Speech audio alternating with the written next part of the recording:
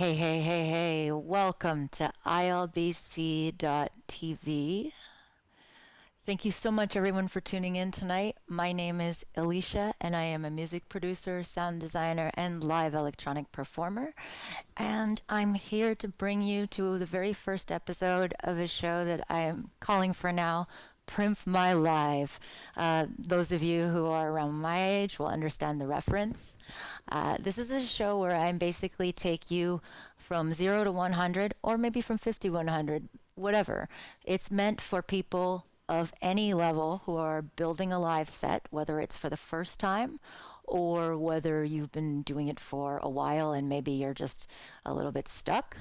So we're going to go over basically how to build a live set, the things you have to consider. We're going to talk with special guest Callaxis. Unfortunately, we couldn't get a video feed going today, but we do have him on Discord. And I'm just going to be talking a little bit about his music and using one of his songs to become a live performance. So let's talk a little bit about our guest, Callaxis. So first of all, actually, you know what, let me back up. Let me tell you, for those of you who are just watching for the first time, what ILBC is. So ILBC is the International Live Beat Challenge, a unique and live event showcasing the skills and excitement of live electronic performance. Okay, so basically we want people from around the world to compete in challenges that are designed, not only to have a winner, but also for everybody to learn along the way. So this is the root of this channel, is actually a community. The competition is like the centerpiece. So the main criteria to be a contestant in this is to use whatever tech you want, but to do something live. So you could be live DJing and scratching, you could be playing instruments, you could be singing, you could be using VR MIDI controllers. So there may be a few of you watching from the Cold Cut channels. That is because this is a passion project collaboration between myself and Matt Black from Cold Cut, co-founder of Ninja Tune. And we are really excited to start building up a bunch of different types of episodes. We have people giving feedback, we have discussion panels, we have all kinds of things going on, and essentially we want you to be part of it. So we're going to be getting people from our community in to get feedback, and to also, in this case, what we're doing today is called Making a Live Performance. So our guest today, Callaxis, is looking to start performing live.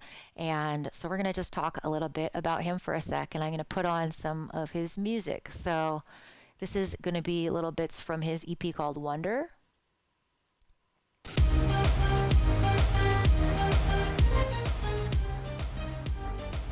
All right, so Callaxis is an 18-year-old musician from the LA area, and he really loves a lot of styles of music, mostly electronic, obviously.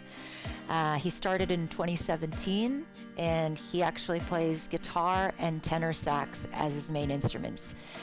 He says what he especially loves is making songs that take you away from reality and make an effort to use more spicy harmony.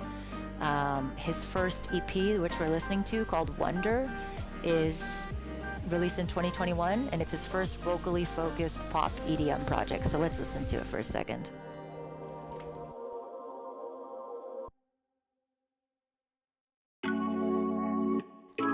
This is the track we're going to be working on today, so let's check it out. Sometimes you just gotta take a step back.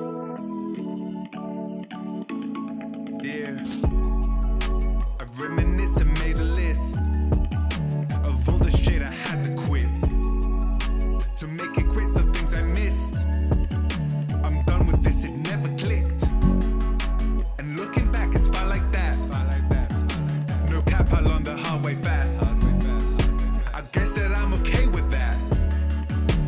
Lessons burn, but I know they last. Because you ruined it all, and I should've walked away. You never had to go where you really are, and you spread the lies amongst yourself.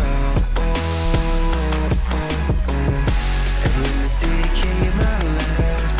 I was kind of sad, but I couldn't take any more of your shit.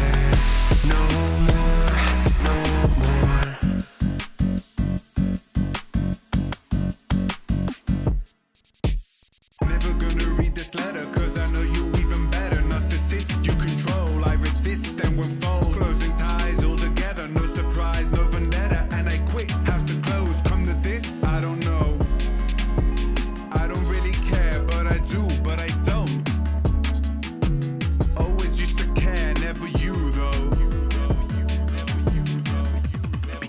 because you ruined it all and I should've walked away.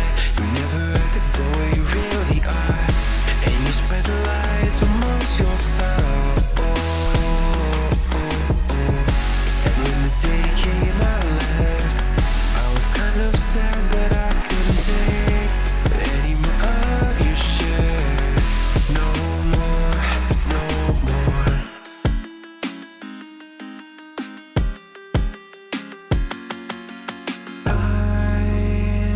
I see you falling down, head over heels. You're too focused on me, you can't see in front of you. I know you're just one of those who envy one of you.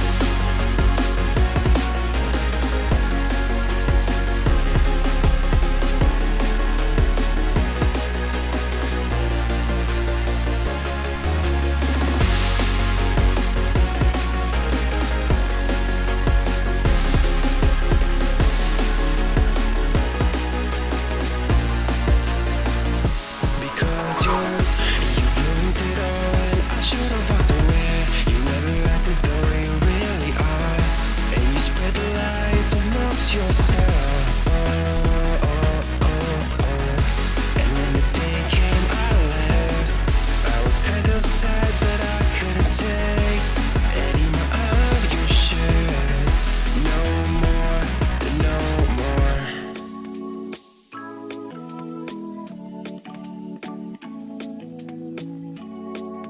This is so cool for me because it has a lot of different sections and a lot of different potential for doing different things throughout the song.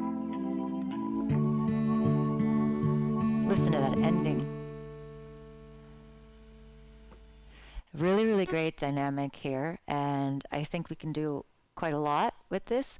So it really depends on a few things. So let's read a little bit about Callaxis' song process. He says, as I was trying to this song started off as something with me just messing around with the chords, and it started off as a solo song. As I was trying to put lyrics to the verses, I realized that rap would fit really well with it, and I wanted to try something new. I asked a friend of mine to provide some vocals, and we worked together to add them. His vocals are on the verses and mine are on the choruses. The song overall is about cutting out fake friends, walking away from them, and realizing they are not good for you. So really, really cool song. Chat's liking it, I think, for sure. So let's talk about building a live set.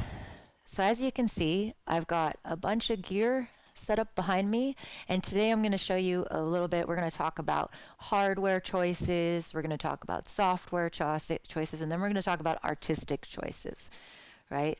So first of all, when you build a set, you have to look at, it's going to sound obvious, but what are your existing tools? All right, so what do you have? What do you need? How much juice do you have on your CPU, right? Like, you have to be realistic. If you have a really old computer and you want to run like 4 different instruments and channels of live audio and things like that, it's probably not going to work with a lot of plugins. You have to maximize what you have. Of course, what tools do you have in terms of your skills? Do you sing? Do you play an instrument? So in this case, we know that Callaxis would love to sing while performing the song instrumentally to perform the whole live experience. If I could, I would also play guitar or sax to the live edit of the song. So this is really cool. This gives us a lot to work with, right? The second thing that you have to think about after what you have already is what kind of resources do you have, okay? And so this, I mean, can you afford to invest a bit more to make your setup even better? There's so many different levels of investment, and I'm going to kind of come and show you, let me switch to the gear cam, some of the stuff that I have here. So All right. This is kind of a cornucopia, let's say, of a lot of things that I've used in my setups. I don't necessarily use all of these things at once, and sorry, I know I could use some better angles one step at a time, but I'm going to show you a few things here. First up, what we have is a TC Helicon Voice Live Touch. This is my vocal processor, and it's got crazy effects on it, so I can put delays, warping, stutter.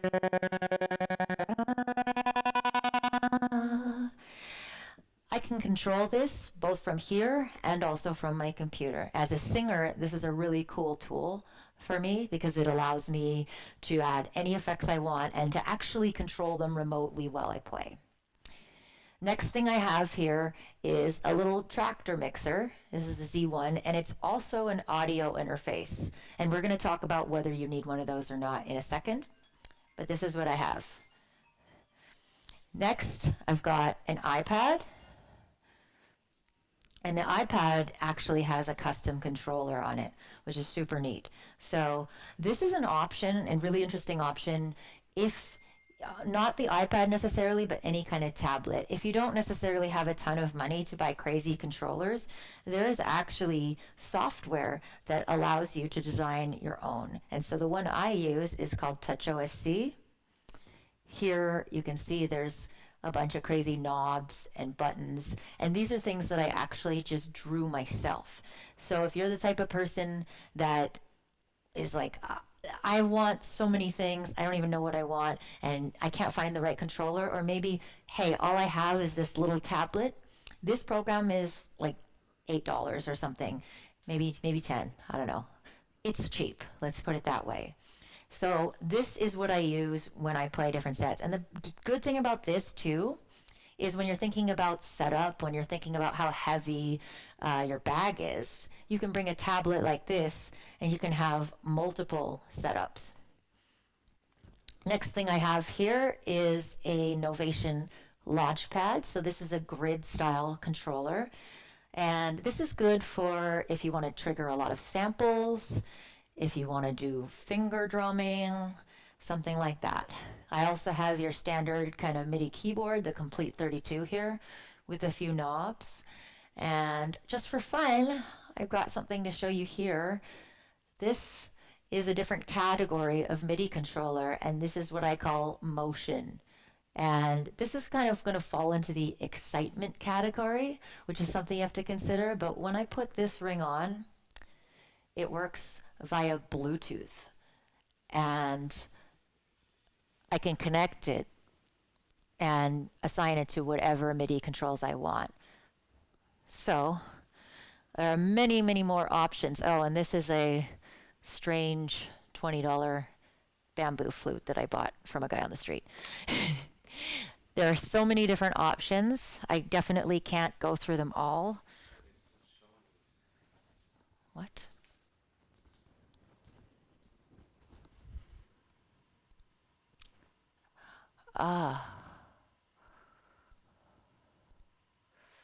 Oh, sorry. I guess my camera is broken. All right, let me do this. Okay. Sorry about that. Let's go through that again. My camera didn't transfer when my scene changed. Now you can see everything. Let's go through that again.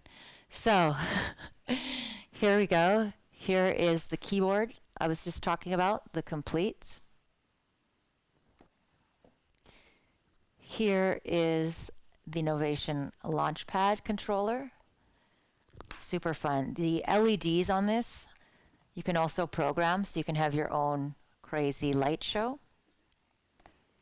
Here is my iPad with the custom Touch OSC controller that I was talking about. And here is the Tractor Z1. And here's that crazy Bluetooth ring. So if you can afford to invest in something, obviously do it. If you're kind of counting your pennies, I personally think that some of the best options are mobile apps right now. They're really crazy. This is obviously not the only one. There are a lot of virtual synths, virtual sequencers, things like that. But let me show you a couple other options that I don't have with me, but I would love for you to check out. So, okay.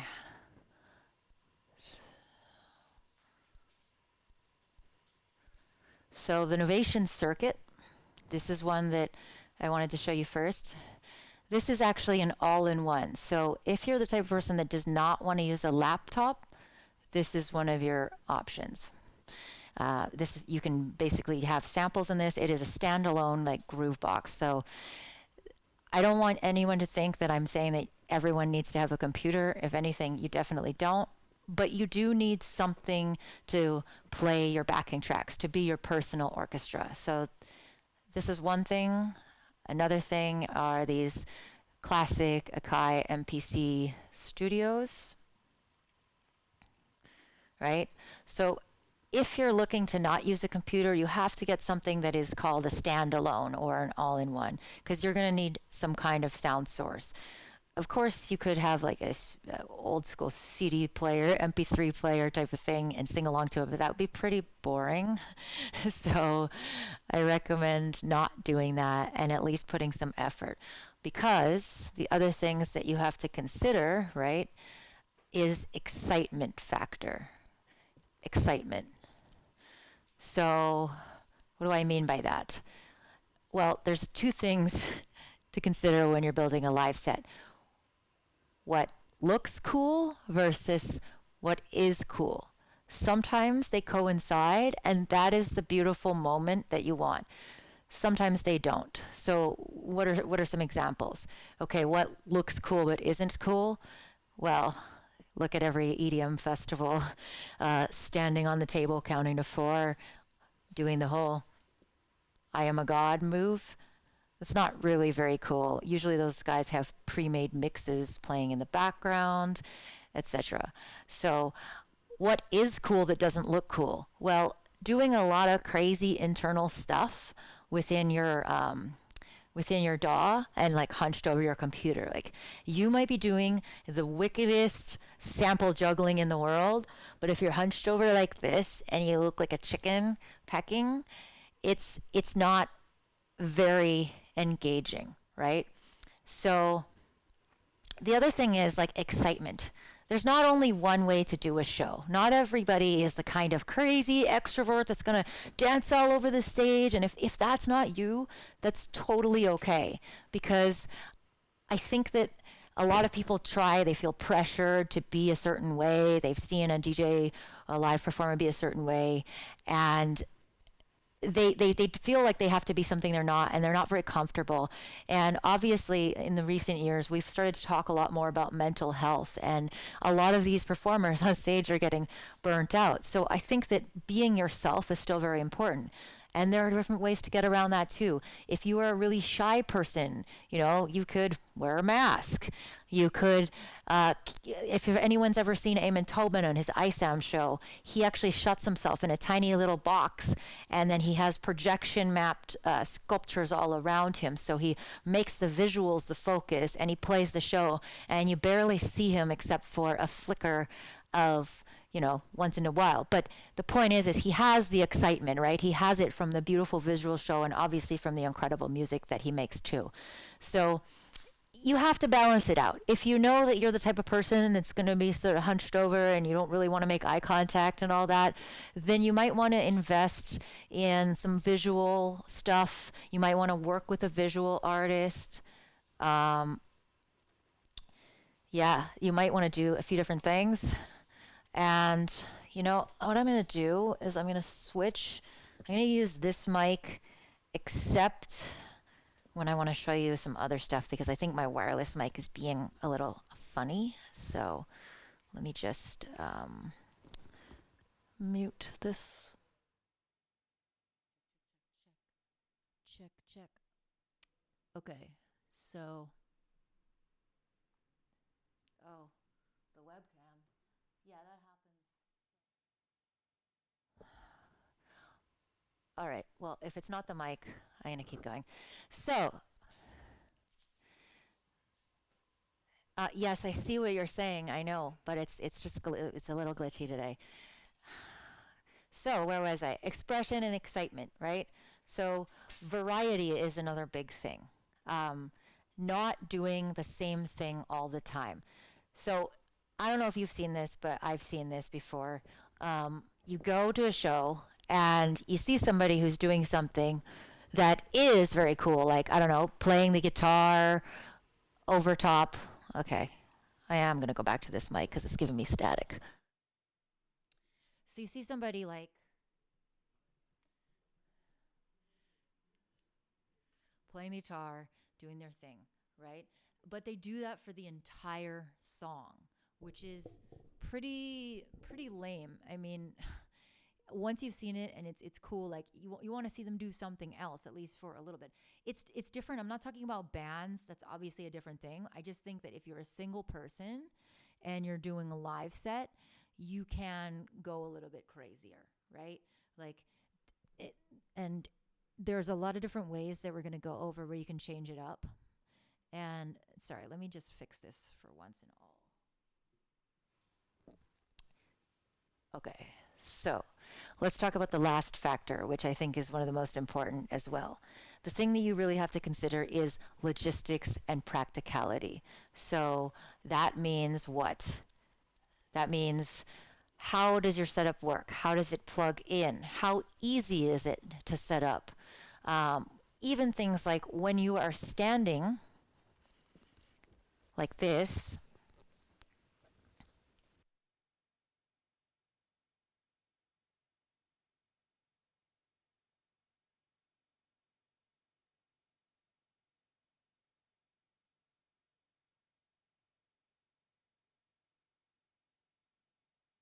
sorry, there we go. Let's just say you want to play piano. If I put my piano over here, I'm going to be turning away from my audience every time I'm playing it, and therefore I'm not going to be engaging with them. And so this may also be really inconvenient if I need to do something on my MIDI controller while I'm playing the piano. So the way that you arrange your equipment, the way that you set it up, and like I said, the ease. So let's talk about this setup, for example. This is not a very easy setup.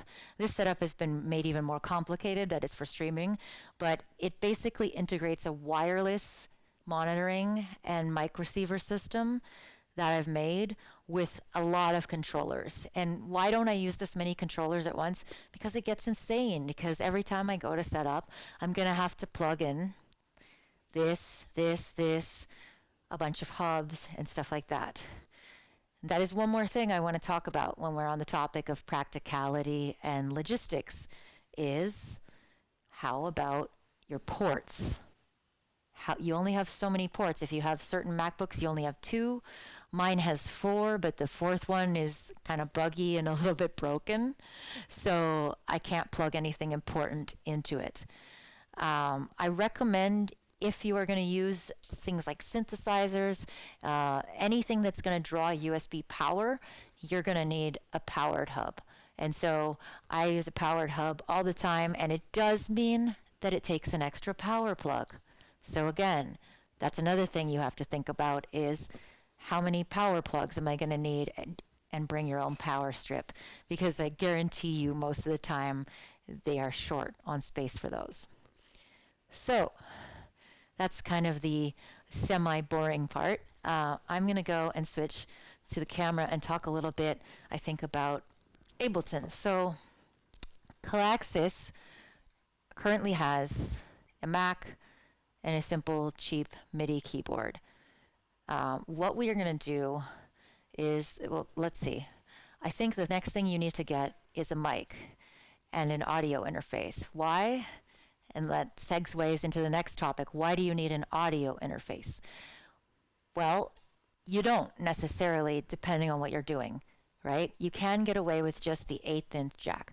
But what does an audio interface do to benefit you? Well, for one, better analog to digital conversion. So what does that mean, in case you don't know? It's just going to sound better taking the zeros and ones from your computer and turning them into audio and vice versa. The other thing is, if you're going to play an instrument, if you're going to sing, if you're going to do all those things, you need to have inputs, right? You need to have a place to plug in your mic, you need to plug in your guitar, etc. So the more things you want to play, the more inputs you're going to need. And the last thing is you will often get a stronger, healthier signal from an audio interface instead of just using your 1/8 inch out. So I think with Callaxis, because he would like to sing and he would like to play sax and guitar, and I've definitely endorsed this choice, you're going to need an audio interface. You don't have to spend a ton of money on those. There are some good ones. I know the SSL2 is a good small one, the PreSonus audio box, the Claret 2 USB. That's what I have. Again, the audio interface you need will depend on how many inputs you need. So going back to our gear hunting, like look at the one, I'll show you. The one I have is this one right here.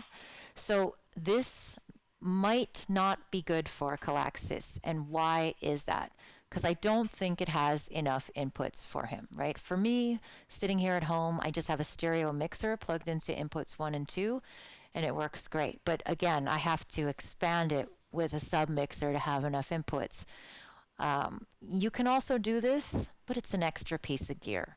So for Callaxis, I would probably say if he was getting the same one, he would need a 4 pre, which means 4 of these inputs here. And that means you can plug in your microphone, your guitar, and your sax, and have separate input lines running in for all of them.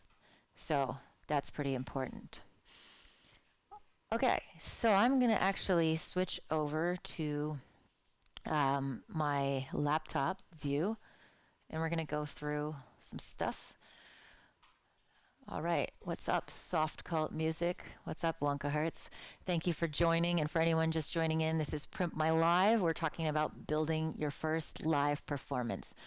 So we are going to switch now to the laptop, which of course is not working, and that's because my laptop has gone to sleep. There it is. Okay, so let's talk about why Ableton. So Callaxis actually uses FL Studio, I believe. Correct me if I'm wrong. But when we talked about it, we agreed that Ableton really is the only solution. I mean, there's a reason why Ableton is called Live in the title, Ableton Live. It was really designed more around live performance, manipulation, jamming, being in the moment. And so what I have here is Callaxis' stems, and we are going to turn them into a live performance. And let's talk about all the things that we need to consider. So here is the stems of the song that we were just listening to. And let me just gotta take a step. sorry, that was real quiet.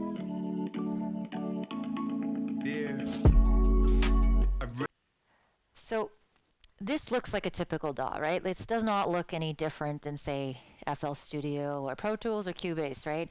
A lot of DAWs are essentially on the surface the same, right? They have channels, they have a timeline, and all that. So this view, it really doesn't seem like it would be worth switching over, right? Or using for live. So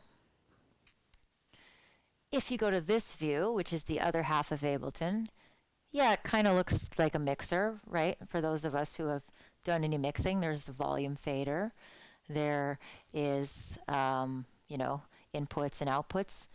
All the normal stuff. I'm going to turn my little cursor on so you can see where I'm going. But this stuff up here and this way of arranging, this is what is unique to Ableton, and this is why it's hard to use other things for this purpose. Like, you really can't. So this is called the session view, and it is essentially taking the linearity out of your performance, right? It's making it so that you can arrange your song on the fly in any order you want, arrange the parts in any way you want, play things live, automate sections, and do things in a non-linear fashion. So you could play the chorus of your song over and over again and sing over top of it and loop it for like 5 minutes. And then you could go back to the first verse, and then you could go to the second verse. And so what I'm going to do right now is we're going to make a couple of scenes, which are groups of clips and sections of the song, and then we're going to play around with ideas for triggering them and setting them up. So first of all, if you bring stems into Ableton and you do this, you'll notice that they come in end to end. That's probably not what you want. So holding down Command will let you bring them in like this, which is what I've done. Generally, since this is your own song, you should know what tempo it is, and I recommend just setting the tempo right away to make it easier to cut things. That will spell you out for disaster. But now I'm going to look at how I want to break apart this song. First of all, let's see the elements that we have here. You're going to have to decide how many elements you need. I recommend not more than 8 groups. We've got 4 here, so this is good. This gives us a lot of room to add live instruments, to add automation, to add effects, because it may seem great to have tons of things going on, but your brain can only handle so much when you're in the moment. So let's check this out. We have bass. It's like a pretty low 808. We have chords, melodic elements. And look, We have drums, no cap along the highway fast. and we have vocals. I guess that I'm okay with that. So, first of all, I'm going to just do what I always do, which is organize things a certain way. I like to have my drums at the top. I like to have then my bass, and then chords and vocals.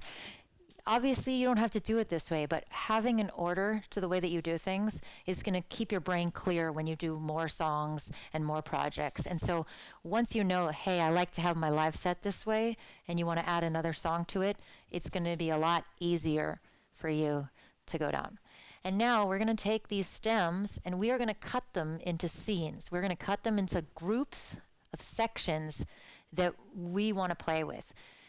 So how am I going to decide where to cut this? Well, what I like to tell people is you cut it where you want something to change, something new to happen. You could simplify this to say chorus, verse, but let me put it this way. If you always want the verse and the pre-chorus to play as one section and you never want to switch around the order, just put them together. Make it easier for yourself. So I'm going to listen through, and I'm just going to, because Callaxis isn't here with me. I mean, he is, but on the chat. I'm going to just go through and tell you kind of what I think while it's happening. So obviously this is our intro. Sometimes you just gotta take a step back. And we're just going to see when something happens. I reminisce and made a list of all the shit I had to quit to make it quit some things I missed. I'm done with this. So obviously here something starts, right? The vocals. So I think it would be really cool to just have an intro part. Because this is the part where you can just be like, hey, what's up? Welcome. My name is so-and-so. Blah, blah, blah. So we're going to cut this into a scene, which means we have to get these clips of audio from this side to this side. So each of these boxes is a clip slot, right? And you can put a clip of any length. You can change the length, even live. You can double it. You can really be flexible with what you do with it.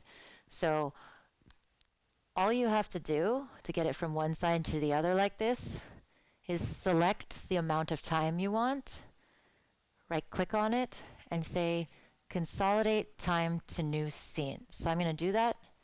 And if we go back to the other side, we now have a clip exactly as long as the time I cut. And if I press play on the right side, it actually plays the whole row of clips as loops.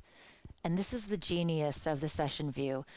It plays these loops infinitely until you change them. So again, if I want my intro to be a little longer, I'm going to just,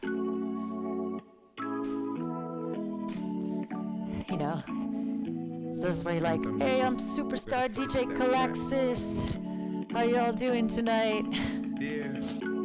And you see, it's just going to keep looping. Sometimes it just... So we can keep doing this for the entire rest of the song. So if you start using the session view, as soon as you go back to the arrangement view, it's going to be locked. You see how it's grayed out? And that's because you can only play from one side of Ableton at a time. So you can either be jamming in the session side on the channel or jamming in the arrangement side. So if I want to go back and listen and stop playing from the loop side, I'm going to hit this orange button that's back to arrangement. And now let's just go through and cut the song into logical sections. So I'm going to say this is verse. I reminisce and made a list. Lessons burn, but I know they last. And you see it's got these really cool little breakdowns. So it might be cool to have those be separate so that you can jam out to them. So I'm going to let's try it. I'm just going to right click, consolidate this, and then I'm going to consolidate just this little. We can turn this into an infinite build-up. And let's go through. I'm not going to do the whole song just for time, but let's do like half of it.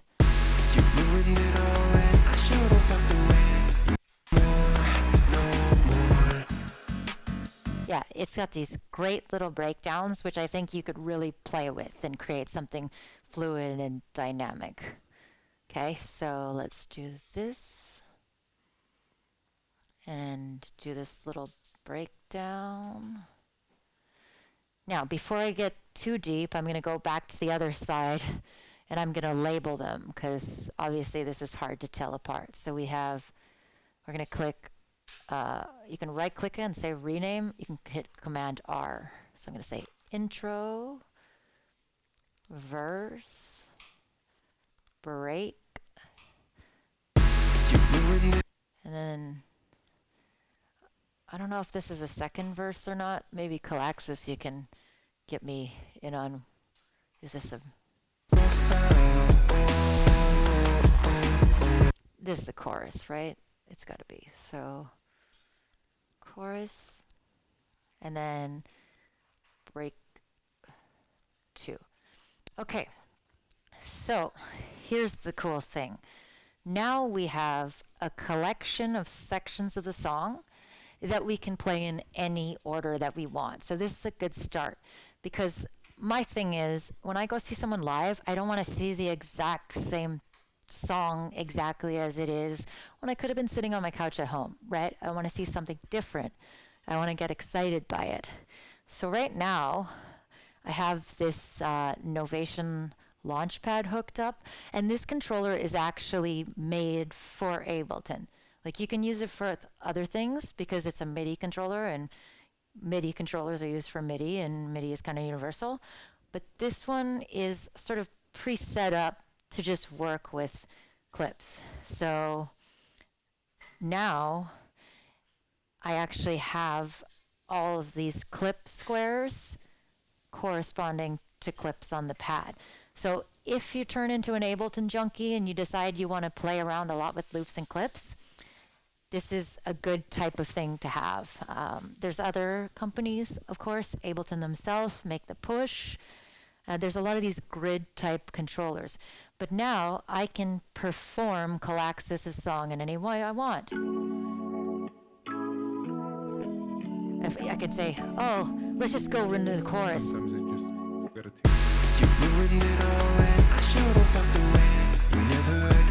And then say, you know what? Let's Get to the end of the chorus, and then we're gonna and let this play.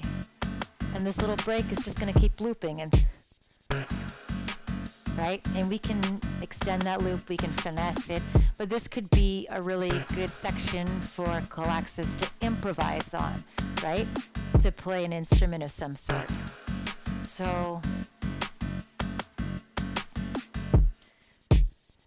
that's firstly how I decide to cut up a song, is I start thinking about how I want to section each thing, how I want to break that up, and what I want to be doing in each section, because the less you do the same thing, the more dynamic your performance will be. So even if you're not super outgoing, the fact that you're moving around and showcasing different things is really exciting. So with Callaxis, he sings, he plays an instrument, he plays two instruments.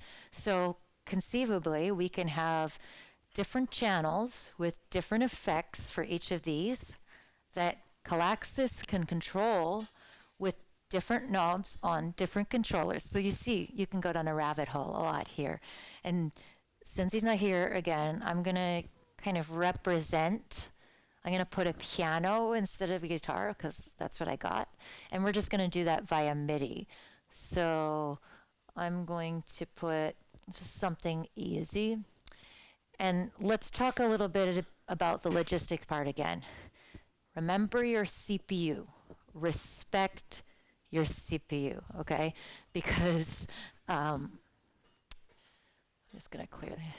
Because if you don't, you're going to load all these juicy plugins and put all this gear in, and your computer is just going to crap out when you need it the most. So for this reason, I suggest using native plugins that come with your DAW, because those are going to use up less resources than third-party plugins.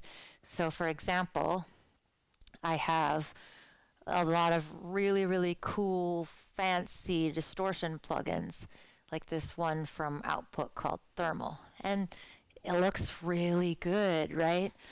But it uses so much darn CPU that if I have this, it will make my CPU spike. It also causes latency sometimes. It's not good. So I love this plugin, but I can't use it in a live setting. You may have a brand new M1 and not a 2017 MacBook Pro like me.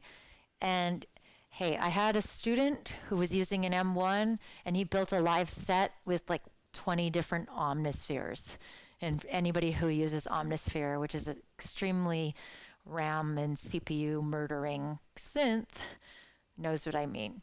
So you have to respect the limits of your computer. And so for that reason, I'm not going to load a fancy piano with lots of samples in it right now. I'm just going to use, what is it?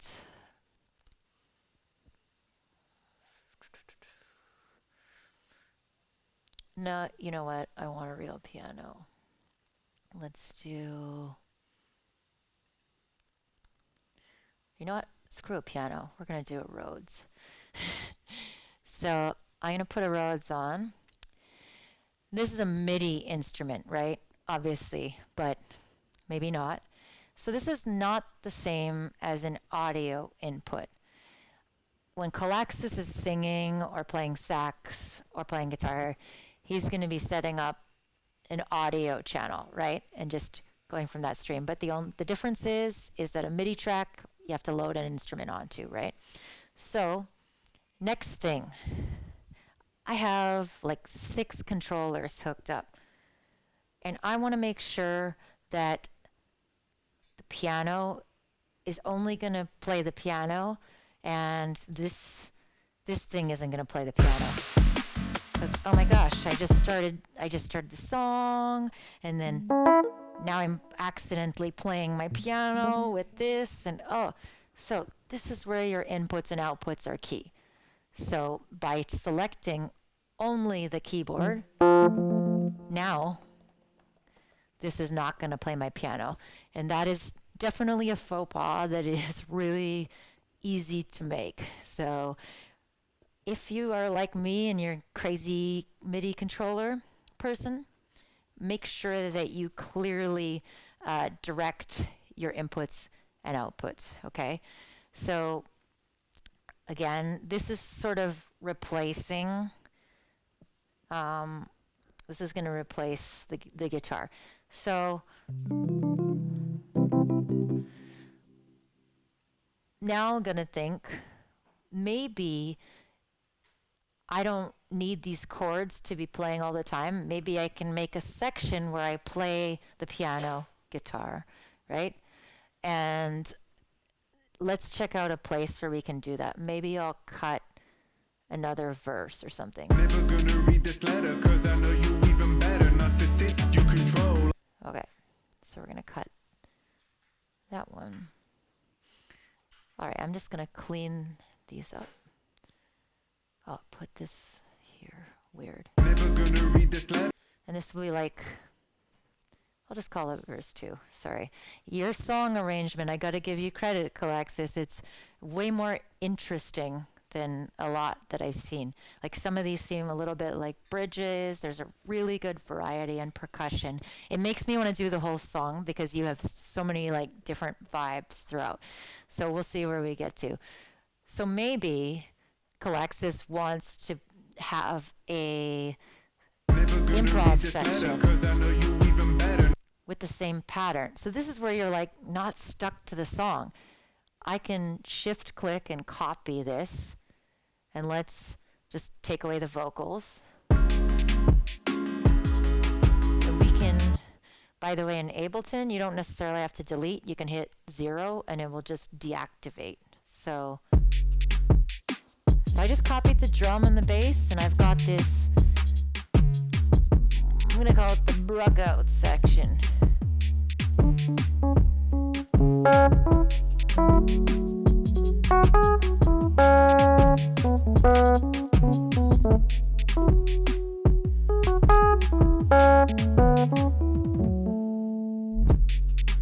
Okay, so now we have a new section that we made.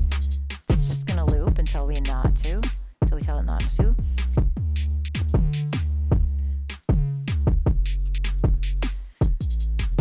So now I can play this. And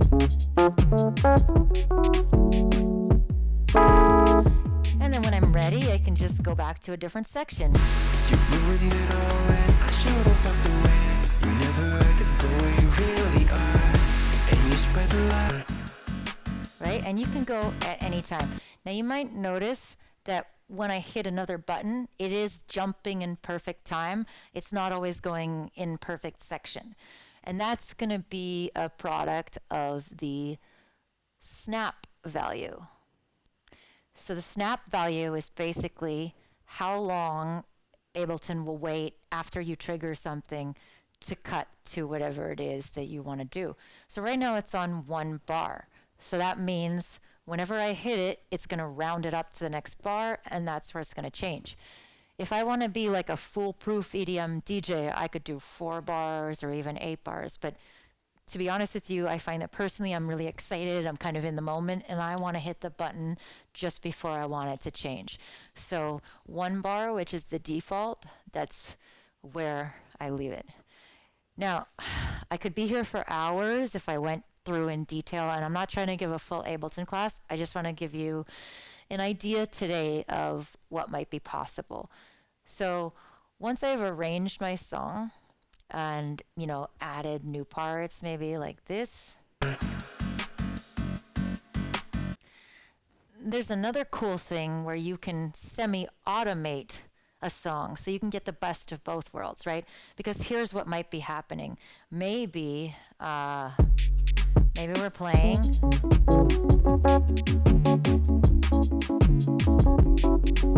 and we want to change, but I need to play two-handed piano, right? How am I going to change? And this is where Ableton actually has a really cool thing called a follow action, where you can basically program the clip or the scene to play for this amount of time and then switch to something else. So if we wanted to, we could do like a player piano style thing and have the whole song play in sequence, which would be really boring and would kind of maybe defeat the point. But it doesn't defeat the point when you need that mechanism to keep being live. So when I talk about doing different things in different parts of the song, maybe I'm sitting here being very active, and maybe I'm like just changing parts and messing with effects and doing all kinds of stuff. But just for the section where I'm playing the piano, I would like the loop to move on its own so I can keep playing until it stops. So since I'm not going to cut out more, we're just going to copy this verse over and just call it verse 3. So I'm going to say, all right, this is the jam part, and I want to do this for, I don't know, 8 bars. So when you click on a scene or double click to get this pop-up section to come up, you can see a place where you can turn on an action and you can say 8 bars. So now you'll see that this has gotten like sort of dashed. That means that it's programmed to do something. And oops, I actually meant to do that to this one. Yeah. So now you can see that, you know, we're doing our normal thing. I'm never gonna read this letter, 'cause I know you even better now. And going through the song, and now it's time to play the piano.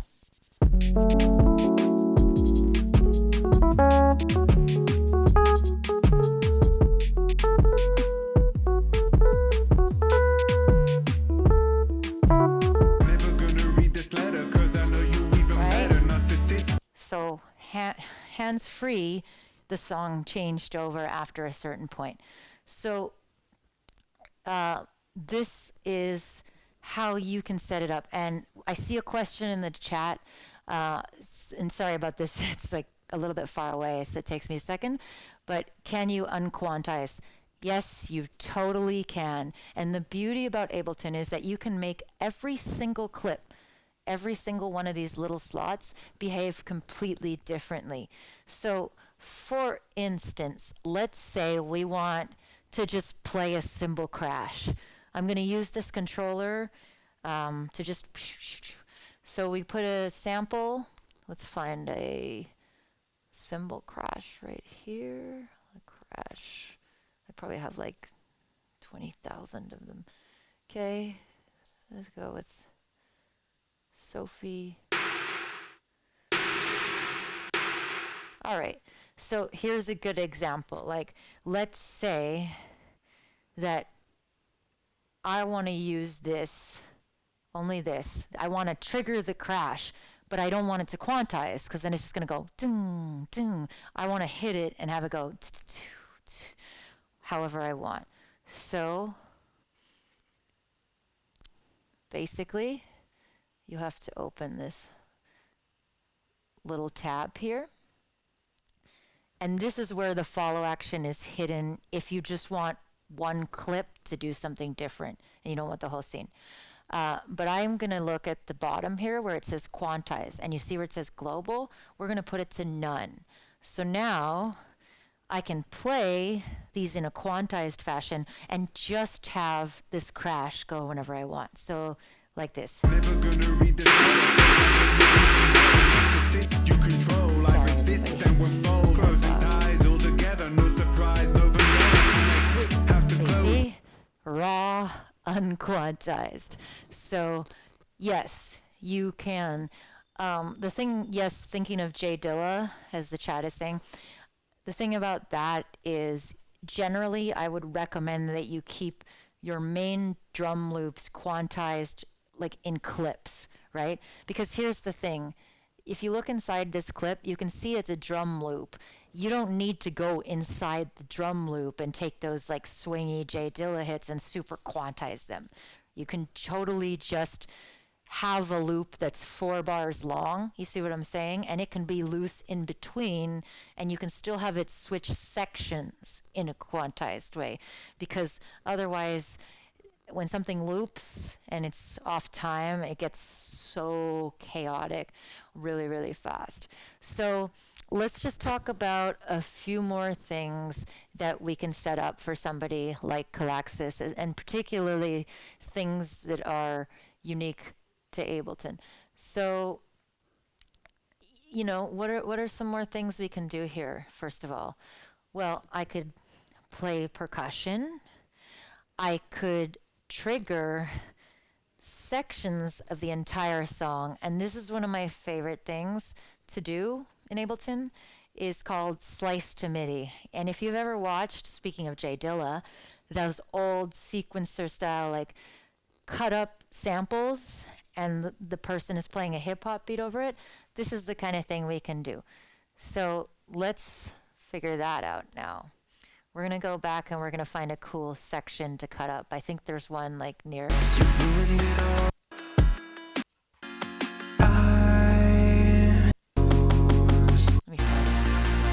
So many cool sections, honestly.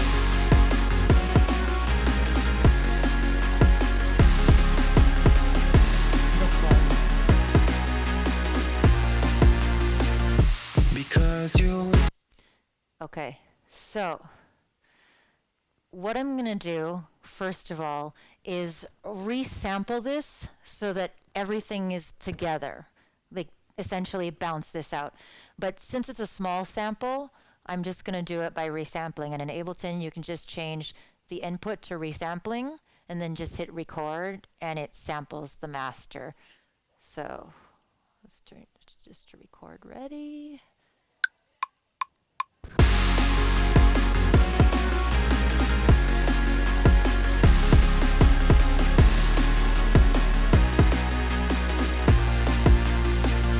Because you.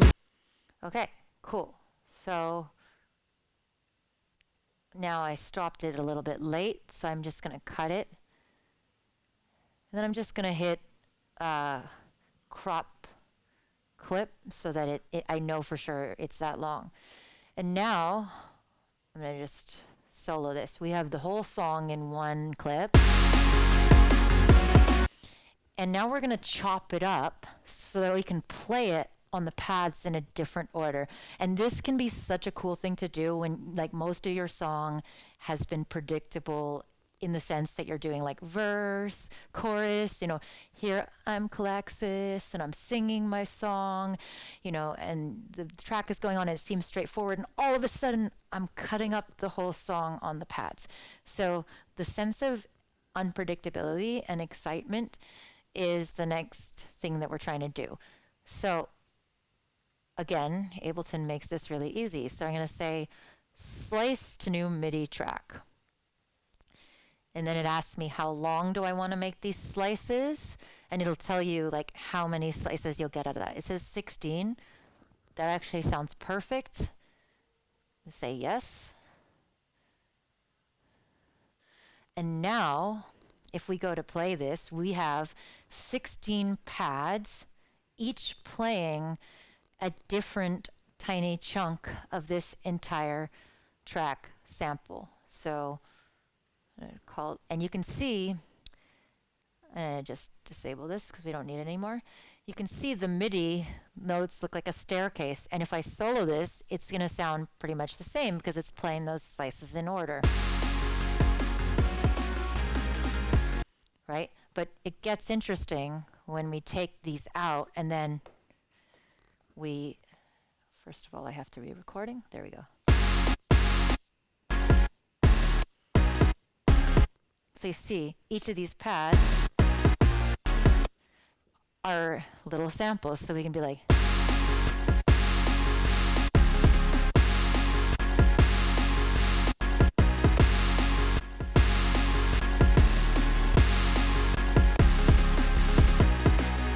right? And we can do a little finessing. This is what I'd call like a rough draft, because you can go into this sampler channel and you can fine tune like the ADSR envelope, the length of the loop, the crossfading, and this can make it a little bit smoother. So I feel like my latency is really high. Oh, see if that works. So this is just one of my favorite things to do. And you don't have to resample a whole song. You could do this easily with just the chords. So I just like doing the whole song thing because I think it gives you that feeling of vinyl sampling, like when you can't separate the track. And so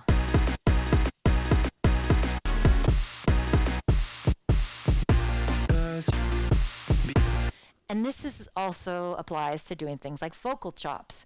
So it's really cool to perform your vocals and put effects on it, but what if you resample yourself and turn yourself into a series of pads that you can play after the verse? So let's find something cool here, and I'm just going to call this whole song. And let's... I see you falling down, head over heels, you're too focused on. So we can do two things. We can slice this up the same way we just did, or we could do a real sampling. You know, we could drag a note into a sampler and just play it up and down the keyboard, right?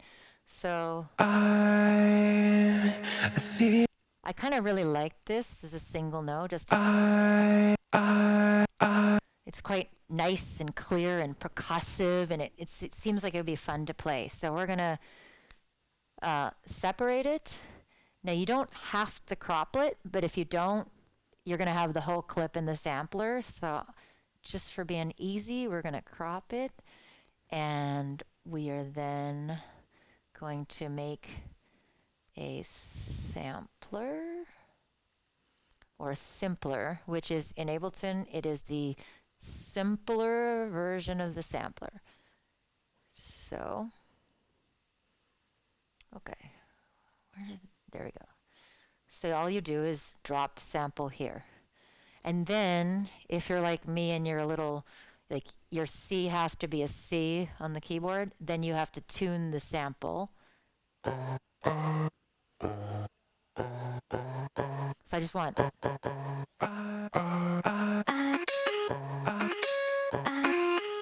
And you can have a lot of fun when you just have a one-note sample, right? It doesn't necessarily sound true as it goes up and down, but it gives you that kind of fun chipmunk effect, and I can put some glide on it.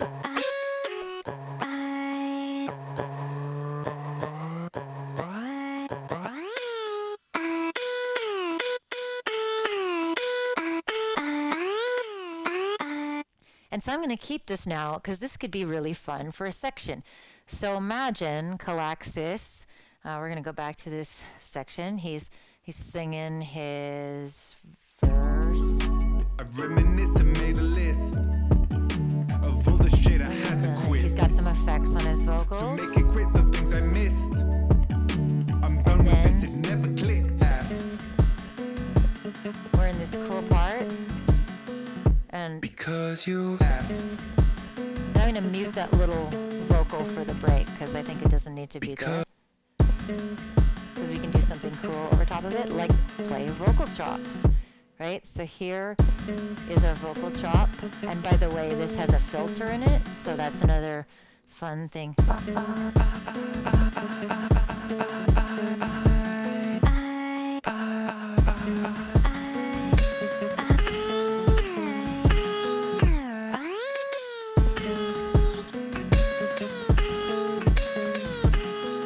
You can see I can just jam on this like forever, and we don't need to go to the next verse or the next chorus. We've just taken the formality and the predictability out of it. So the next thing, you know, we've got a vocal chop instrument, and we've got a whole song, and then we have this substitute for maybe Callaxis playing a live instrument.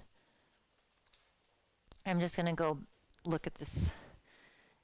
And we're going to make sure to keep organized. I'm going to rename these so they're cleaner, because right now they're all called Walk Away, chords, vocals, and then we're going to call this Roads, Song, Vox Chops. Cool. So you now have the fun part of effects, because we've broken our song up into sections. We've made it so we can do anything we want. We've cleared some spaces and made some fun sections. And the fun thing about this Novation controller is that the colors always match. So sometimes when I'm using this and I want to make sure to like highlight something, I just change the color, and then when I'm performing, I don't have to be staring at my controller because now there's a purple row. And that's telling me, here's my break.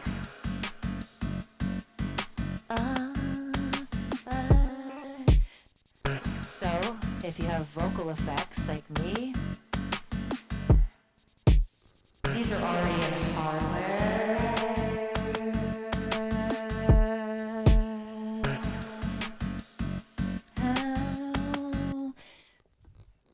So we won't go into this today, but in a future episode, I can show you that you can take this hardware effects and controllers and you can actually control them through Ableton and back and forth. So there are really no limitations here to what we can connect and where it can come from. And we can definitely get into a more advanced level. But today is really just introduction and overview. So feel free, please do ask any questions in the chat. And I'm just going to keep going for a bit on effects. So most normal DAWs, you can just put an effect on a channel, right? And there's some utilitarian stuff we can do here. We've got a reverb on a send, so we could, send a little bit of reverb from the Rhodes.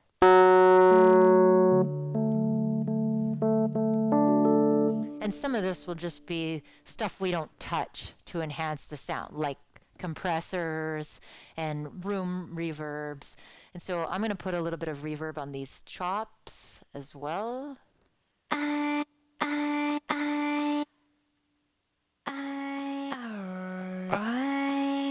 And there's a delay that's already kind of just by default in this send. So this is a pretty normal way of looking at effects. But Ableton has these things called racks.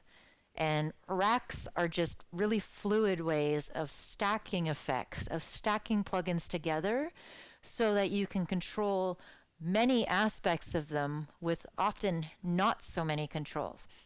This can be really good if all you have is a little tiny keyboard. Like for instance, this complete one has 8 knobs. That's it. No faders, no buttons, nothing. So to me, if I'm performing only with this keyboard, that's all I got. So what am I going to do with these 8 things?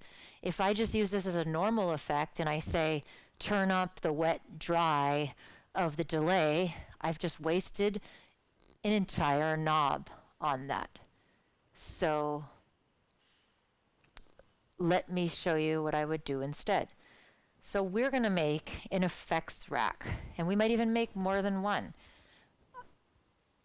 I think, first of all, we want one for the vocals. So I'm just going to make a fake channel because my mic isn't properly going into the interface, so we won't actually be able to record. But let's just pretend that this is the live vocal, right? So audio input from, well, I don't have one, so that's why we can't set it. And these are the chops. So I'm going to say these are vocals too. I would like to make an effects rack that affects both of them. So I'm going to put them in a group by hitting Command G and call it vocals. And then we're going to make our first rack. So you can search for audio effect rack, but a faster way is to just pick an effect you like. So we're going to go through and say, okay, hybrid reverb. And then once it's on the track, you click on that and hit Command G, and it will throw it into your very first rack. And by hitting this little knob button, you can see we have these 8 knobs to do something with. What is that something? Well, a macro, if you haven't used one before. If you're a producer, you probably understand macros a little bit, especially if you're into sound design. But I know there's people watching who have never touched anything like this before. So with a macro, you can put as many controls onto one single knob, virtual knob, as you want, which is really, really powerful. So let's put a second effect on this, maybe a frequency shifter. So you'll notice this is a gray box inside the bottom box. If I put this here, it's outside the box, it's not in the rack. It has to be inside. So we're going to make our first macro. We're going to say, I want to control the dry wet of the reverb.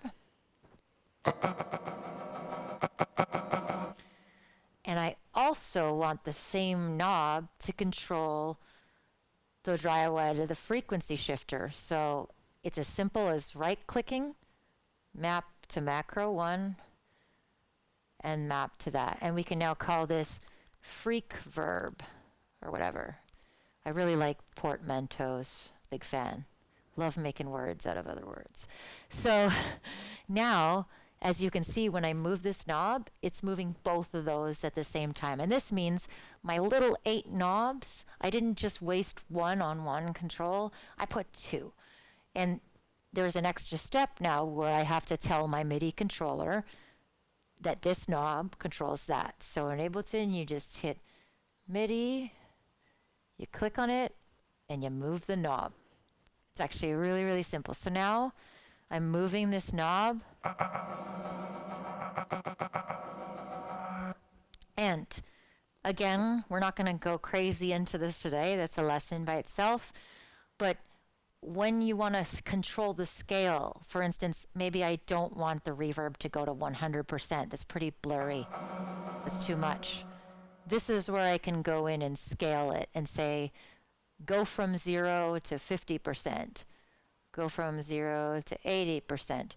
You can invert the range so that one knob goes one way and one goes the other.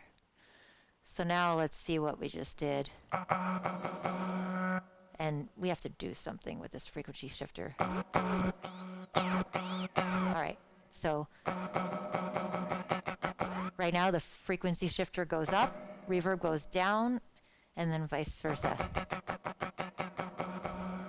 So by creating these racks and stacking effects and then customizing the combinations of them that each knob controls and customizing the scale of that, you can make some pretty sweet racks and you can save them.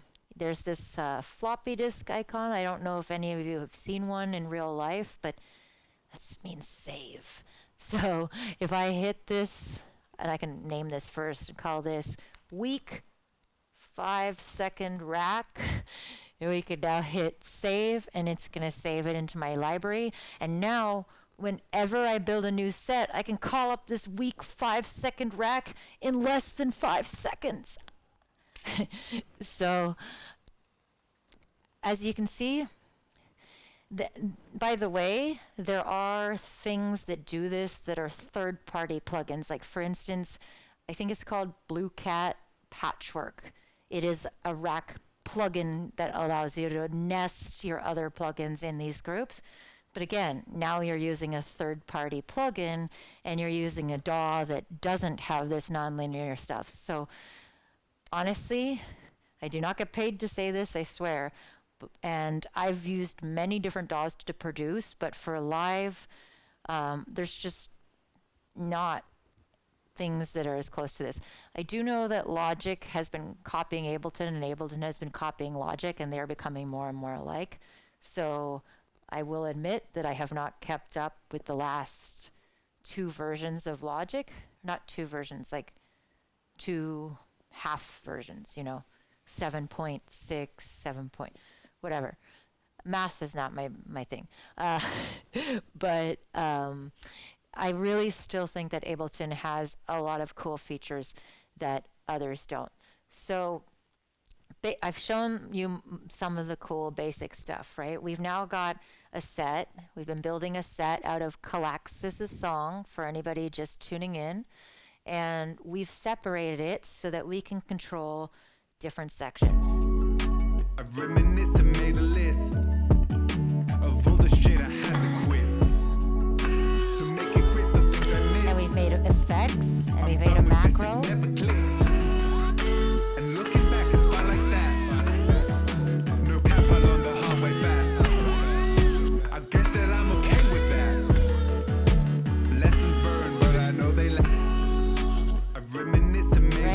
And then we've made these vocal chops. We've made these chops of the entire,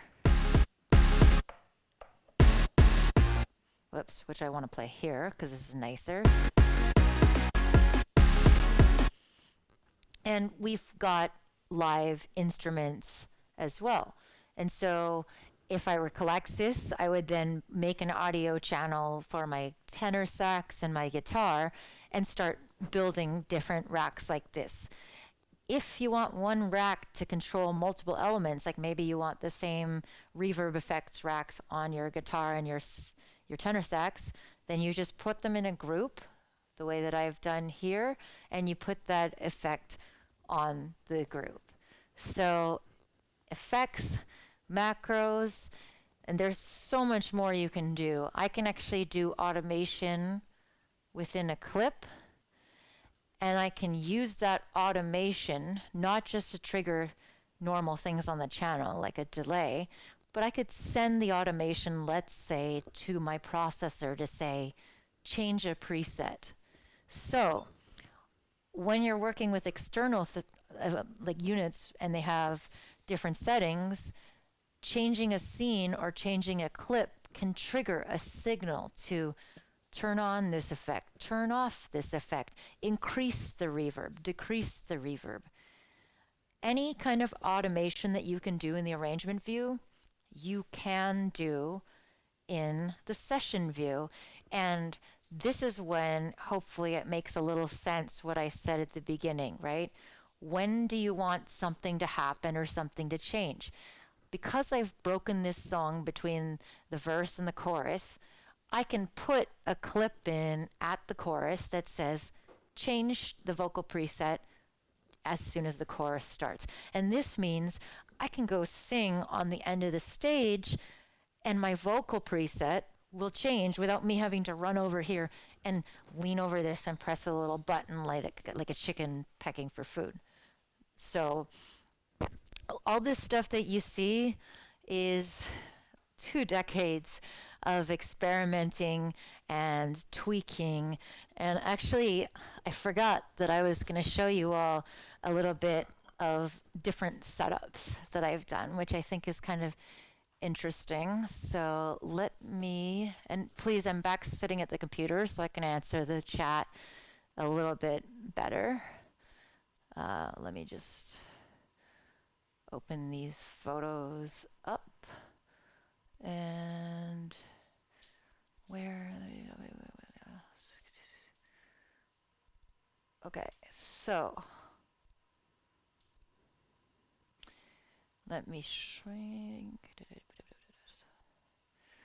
So these are not in order, sorry. These are from many, many different years of me performing. So let me just fit this a bit on the screen. There we go. So this setup, I have a Alesis Vortex keytar, and it's actually got an accelerometer in the neck, which you can assign to MIDI control. So what does that mean? It means every time I swing the keytar around, it does a filter, it makes a reverb increase, it does something, and it adds a little bit to that expression and excitement.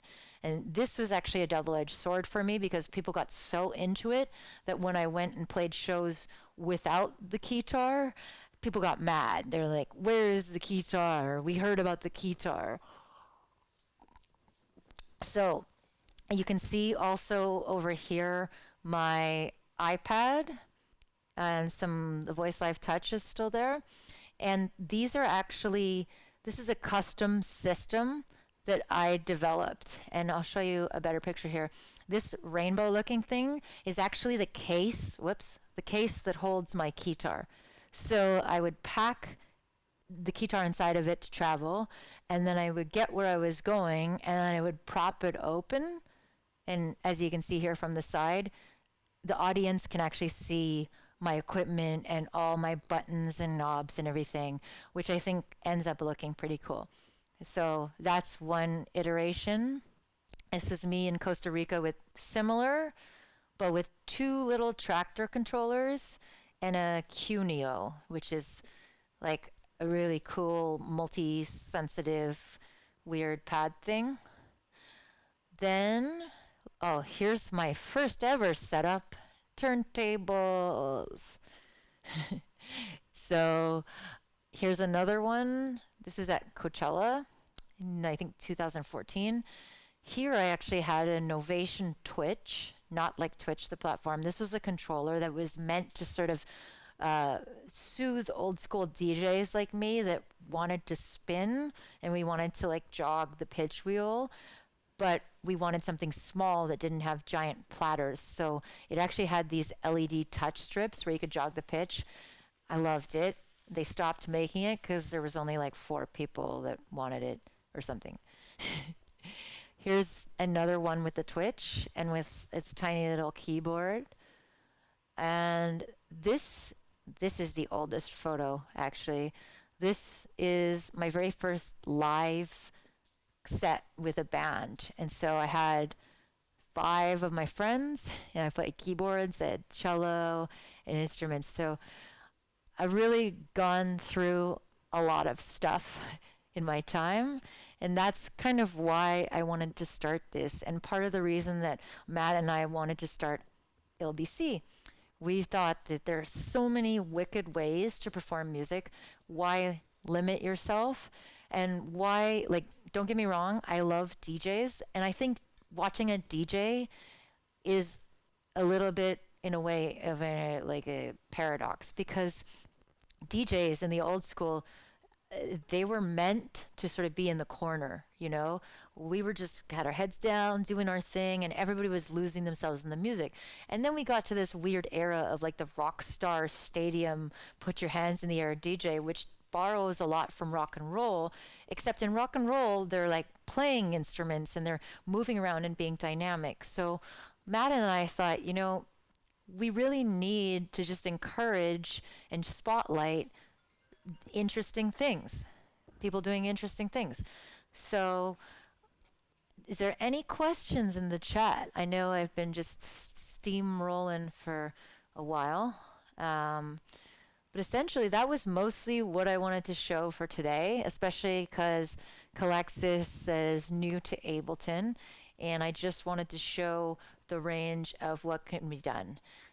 One more thing that I'll show you about Ableton that's a little bit more niche that people don't always see is the live looping functions. So I have this unit to do live looping, but within Ableton there's actually a plugin called the Looper, and it is highly underrated. I think it's really, really great. So you can put it on any audio channel, right? You see I'm trying to drop it on a MIDI channel. It's not happy. It's not happy. Why is it being like this? Oh, because I'm in the presets. Sorry, wrong section. Correction, you can drop it on any channel. I was tripping out for a second there. But basically, the looper is like a hardware looper. It's like a real device. And by that I mean you have to be monitoring your audio live or it won't be listening. So you have to actually put signal through it. I'm not going to really go into using it, but this is almost like having a hardware loop pedal. You can start recording. I'm just going to play something.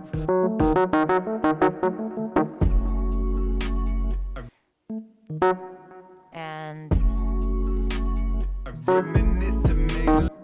again, I'm not going to set this up and take you through the process, but you can see that it's starting to record a loop and it's breaking it into sections.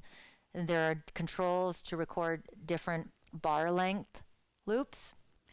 And you can do this for MIDI, for audio. You can put this on a group track and record loops of everything going into it. And it loops even if you're changing around your scenes. So I could be starting this looper to record, right? And I'm just gonna and we're gonna play the song while we do it.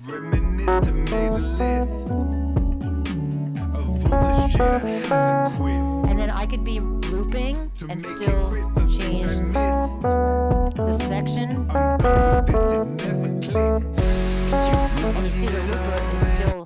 recording. So this could be useful if you wanted to sing and kind of start looping your vocals and then like drop out into a breakdown about it.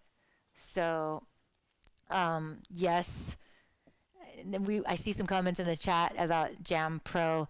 Big shouts out. I know there's some of you here from Pirate TV and Matt, who is an amazing person and developed this program called Jam Pro, which is a tablet application, and it's really powerful.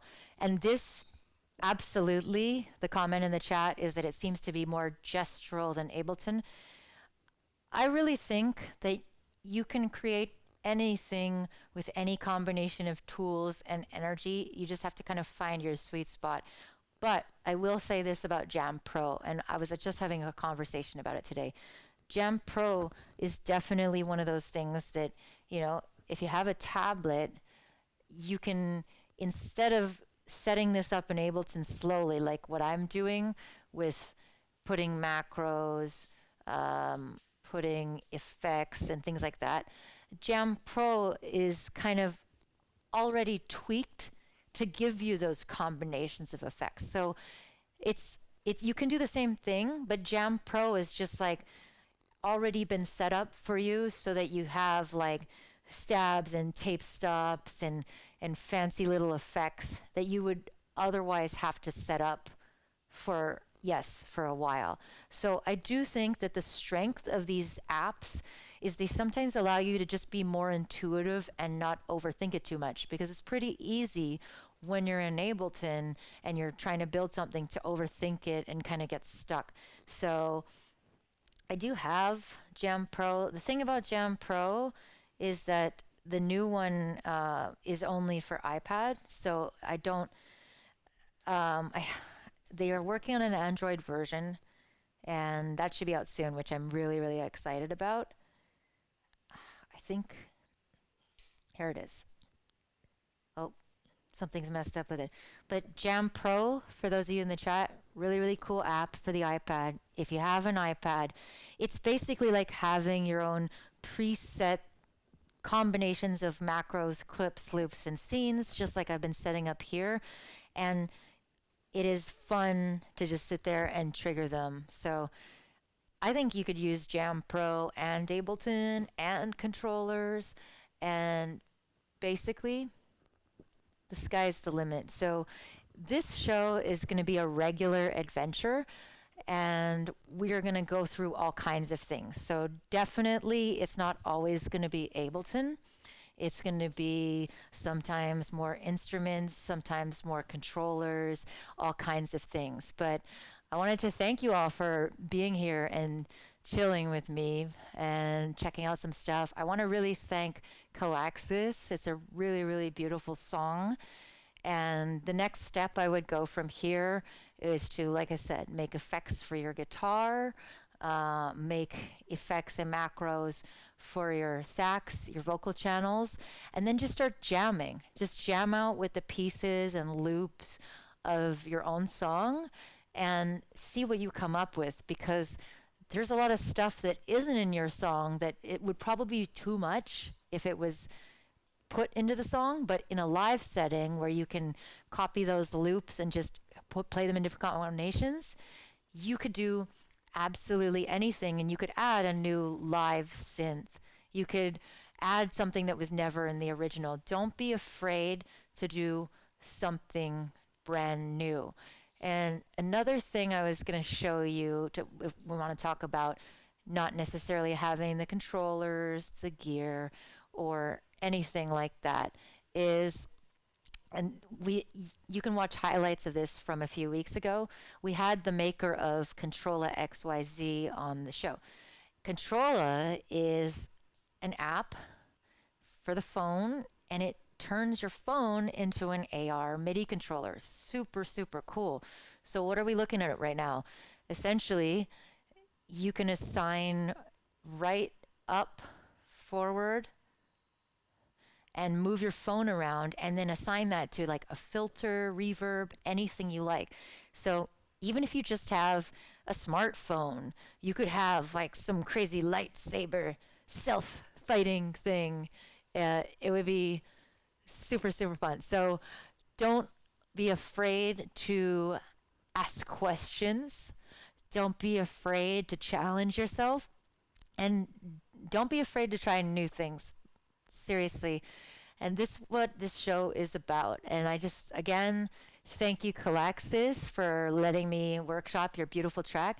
And I just wanted to say if anyone out there would like me to do the same, this is going to be a regular setup. So we are going to take lots of people, workshop their sets, and whether you've just started or whether you've been doing it for a long time, just all you have to do is email me. So I'm going to put the email on the screen, but it's really easy. It's just info@ilbc.tv.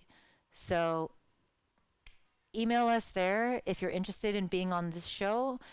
Really, all I need from you is stems, samples, a little bit about you. Even better if you want to come be on the stream with me, video, audio, or anything. We were going to do that today, but there was a little bit of technical issues. So thanks to Callaxis again for sticking through it. And thanks to all of you for watching. I hope you tune in again. Tomorrow, we are going to be doing another feedback stream. So I know some of you came in for the feedback stream on Wednesday. It's going to be the same time tomorrow, and you're just going to be submitting your tracks for feedback. So there are some commands that you can use in either Twitch or in our electronic music production and performance Discord. So I'm going to show you. So it's submitting to the feedback queue. All you have to do is type help queue and it will give you full instructions. It's basically putting yourself in the queue, posting a link into a sheet so that I can find it, and me and my friends, which is going to be a rotating cast of different producers, performers, and other people that love music, will be there to give you feedback. Last Wednesday we had Nathaniel Wyvern from Scotland and Lemon Doza from Denver.